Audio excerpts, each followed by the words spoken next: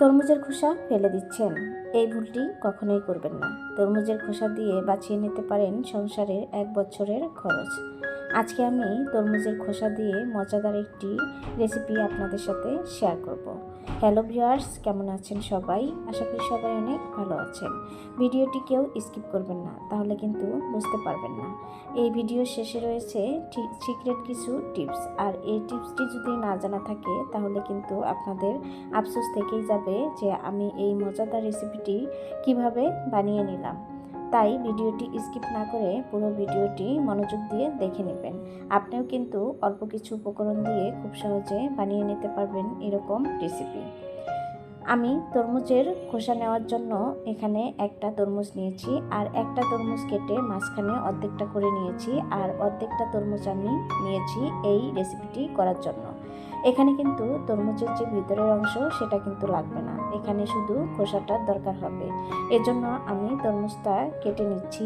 দেখুন, তরমুজের খোসা নেওয়ার জন্য আমি তরমুজটা এভাবে কেটে রেখে দিচ্ছি, আর বাকি খোসাগুলো আমি নিয়ে নিব। আমরা কিন্তু তরমুজের বিভিন্ন ধরনের রেসিপি খেয়ে থাকি, তবে তরমুজের খোসা দিয়ে যে এত মজাদার রেসিপি বানানো যায় কখনো ভিডিওটি না দেখলে বুঝতেই পারবেন না। এখন কিন্তু বাজারে প্রচুর পরিমাণে তরমুজ পাওয়া যায়, তাই আর দেরি না করে আমার এই ভিডিওটি দেখে আপনারাও ঝটপট করে বানিয়ে নিতে পারেন এরকম মজাদার রেসিপি। দেখুন বন্ধুরা, আমি তরমুজটা কিন্তু কেটে নিচ্ছি, আর এটা কেটে একটা বাটিতে তুলে নিচ্ছি। আপনারা চাইলে কিন্তু এই পাকা তরমুজ দিয়েও কিন্তু এই রেসিপিটি করে নিতে পারবেন, আবার খোসা দিয়েও কিন্তু করে নিতে পারবেন।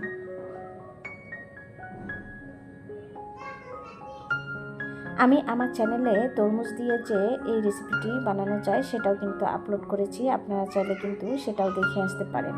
দেখুন বন্ধুরা, আমি বাটিতে তরমুজগুলো যে কেটেছিলাম সেটা তুলে নিয়েছি। তরমুজটা কিন্তু অনেকটাই পাকা ছিল আর অনেকটাই মিষ্টি ছিল।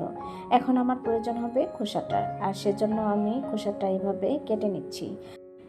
আপনারা চাইলে আপনাদের মন মতো করে কেটে নিতে পারেন। আমার তরমুজের খোসাগুলো প্রায় কেটে নেওয়াই শেষ। দেখুন বন্ধুরা, আমি কিন্তু তরমুজ একটু রেখে দিয়েছি, আর একবারে পুরোপুরিভাবে কেটে নিইনি।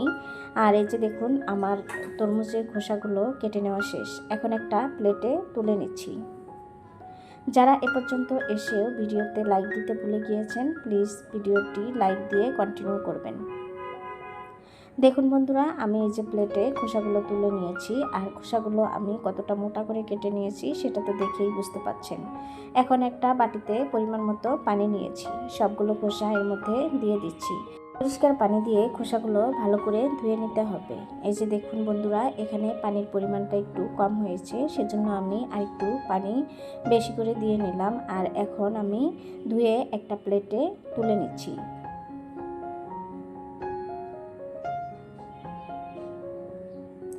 আমি অফ ক্যামেরায় আরও 2 বার ধুয়ে নিয়েছি। এই যে দেখুন, এখানে অনেকটাই কিন্তু ময়লা বের হয়েছে, আপনারা দেখেই বুঝতে পাচ্ছেন। দেখুন বন্ধুরা, তরমুজের খোসাগুলো ধুয়ে আমি আবারও একটা প্লেটে তুলে নিলাম। এখন চলে যাব চুলায়। চুলায় একটা টপার বসিয়ে এখন তরমুজের খোসাগুলো এর মধ্যে দিয়ে নিচ্ছি।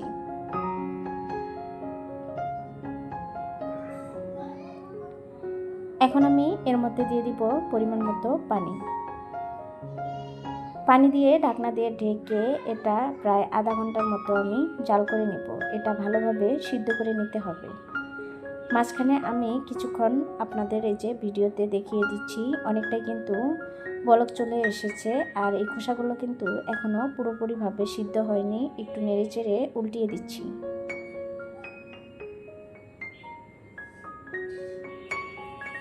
এখন আবারও ঢাকনা দিয়ে ঢেকে আমি আবারও 15 মিনিটের মতো জাল করে নেব। সব মিলিয়ে আমি আধা ঘন্টার মতো এটা জাল করে নিয়েছি। ফিরে আসলাম আবারও 15 মিনিট পরে।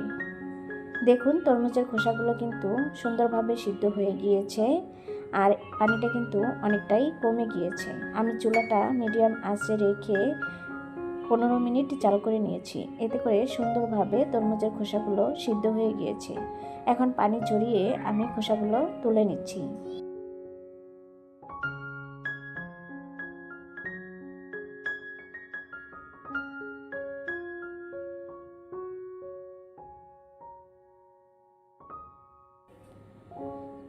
সবগুলো খোসাই আমার তুলে নেওয়া শেষ, আর সব মিলিয়ে কতটুকু পানি হয়েছে আপনারা দেখেই বুঝতে পাচ্ছেন। এখন আমি একটা সিক্রেট টিপস আপনাদের সাথে শেয়ার করছি। আমি কি এভাবেই তরমুজের খোসা দিয়ে রেসিপিটি করে নেব, না এর সাথে কোনো উপকরণ মেশাবো? হ্যাঁ, অবশ্যই উপকরণ মেশাতে হবে। আর এর জন্য আমি এর মধ্যে দিয়ে নিচ্ছি পরিমাণ মতো চিনি। চিনিগুলো পানির সাথে ভালো করে মিশিয়ে নিচ্ছি। আর সিক্রেট যে টিপসটা হচ্ছে সেটা হচ্ছে এখন এর মধ্যে ফুড কালার দিয়ে দিতে হবে। তরমুজের যে কালারটা সেই কালার আমি ফুড কালারের মধ্যে অ্যাড করে নিলাম। এখন অনবরত নেড়েচেড়ে ফুড কালারটা ভালো করে তরমুজের যে খোসার পানিটা আছে সেটার সাথে মিশিয়ে নিতে হবে। এই যে দেখুন বন্ধুরা, আমি কিন্তু মিশিয়ে নিয়েছি। দেখুন বন্ধুরা, পানিতে কিন্তু অনেকটাই বলক চলে এসেছে। আর যেহেতু আমি এখানে চিনি দিয়েছি সেজন্য কিন্তু অনেকটাই ঘন হয়ে গিয়েছে, আপনারা দেখেই বুঝতে পাচ্ছেন। এখন আবারও অনবরত নেড়েচেড়ে কিছুক্ষণ সময় জাল করে নিলাম। এই যে দেখুন, আমি আপনাদেরকে ভালো করে দেখিয়ে দিচ্ছি কতটা ঘন আর কতটা পারফেক্ট হয়েছে। আবারও আমি এটা কিছুক্ষণ সময় আরেকটু ঘন করার জন্য জাল করে নেব।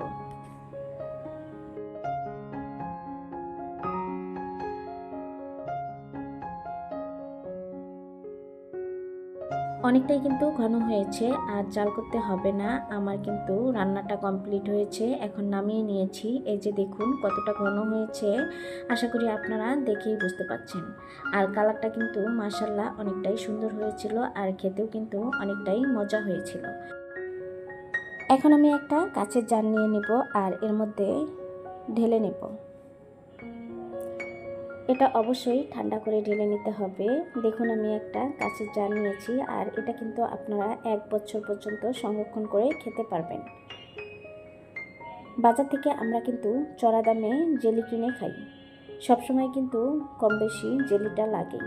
আমরা যদি ব্রেড খাই তাহলে কিন্তু জেলিটার প্রয়োজন হয়। তাই বাজার থেকে চড়া দামে কিনে না খেয়ে ঘরেই স্বাস্থ্যসম্মতভাবে বানিয়ে নিতে পারবেন এভাবে পারফেক্ট তরমুজের খোসা দিয়ে জেলি রেসিপি। আমি অনেক সময় অনেক রকম খোসা দিয়ে জেলি বানিয়ে থাকি, সেগুলো আমার চ্যানেলে আপলোড করা আছে। আবার তরমুজ দিয়েও কিন্তু জেলি বানিয়ে নিয়েছি, সেটাও কিন্তু আমার চ্যানেলে আপলোড করা আছে। আপনারা চাইলে কিন্তু আমার চ্যানেলে ভিজিট করে রেসিপিগুলো দেখে আসতে পারেন। যদি ভালো লাগে চাইলে ভালোবেসে আমার চ্যানেলটি সাবস্ক্রাইব করে দিয়ে পাশে থাকা বেল আইকনটি অন করে রেখে দিতে পারেন। আমি যে কোনো সময় ভিডিও আপলোড করার সাথে সাথে আপনাদের কাছে নোটিফিকেশন যাবে, আর সময় সুযোগ বুঝে আপনারা ভিডিওটি দেখে নিতে পারেন। এই যে আমি এখানে ব্রেড নিয়েছি, আর এটার মধ্যে আমি জেলি দিয়ে লাগিয়ে নিচ্ছি। আমার বাচ্চারা তো এই জেলি খেতে অনেক পছন্দ করে, তাই আমি অনেক সময় এই জেলিটা বানিয়ে থাকি। আপনারা চাইলেও কিন্তু বাজার থেকে তরমুজ কিনে এনে তরমুজ দিয়ে অথবা তরমুজের খোসা দিয়ে ঝটপট করে বানিয়ে নিতে পারেন এরকম মজাদার জেলি রেসিপি। ছোট থেকে বড় সবাই কিন্তু এই জেলিটি খেতে অনেক পছন্দ করবে। এটা চাইলে বাচ্চাদের স্কুলের টিফিনেও কিন্তু দিয়ে দিতে পারবেন, অথবা সকাল বা বিকালে নাস্তার টেবিলেও কিন্তু রাখতে পারেন।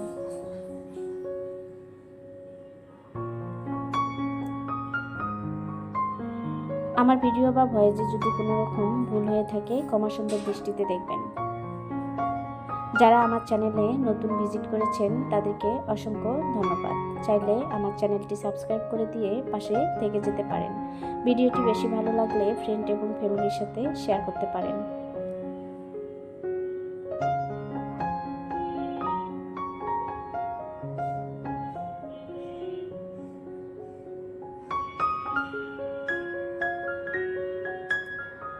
এই যে আমি 4 পিস রুটির সাথে জেলিটি লাগিয়ে নিলাম। দেখুন কতটা সুন্দর আর পারফেক্টভাবে লাগানো যাচ্ছে, একদম দোকানের মতো হয়েছে।